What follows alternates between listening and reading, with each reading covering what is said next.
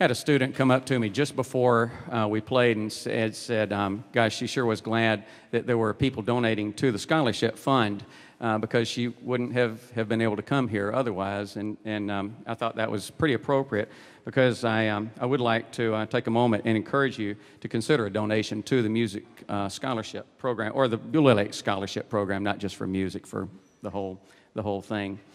Many of our students would not be able to attend camp without that support, and just this summer the camp awarded more than $2 million in financial assistance to students attending Blue Lake. To continue this program, we do rely on contributions from parents, alumni, and others who believe in the mission of the camp and want to make a difference.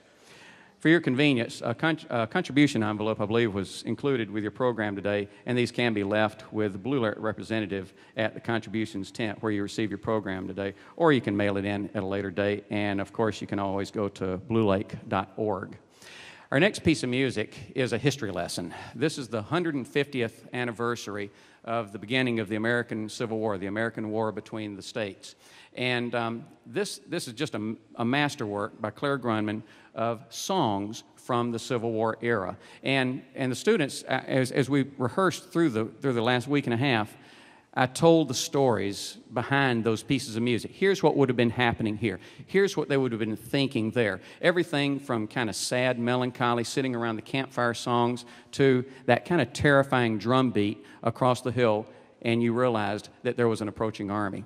But I hope you enjoyed this. This is, like I say, it's a little bit of a history lesson, and I just thought it was appropriate now that we are in the 150th anniversary. Many of these students will be studying American history over the next year or so, so they'll be seeing and hearing a lot about this throughout their senior high school years. Ladies and gentlemen, Claire Grundman's The Blue and the Gray.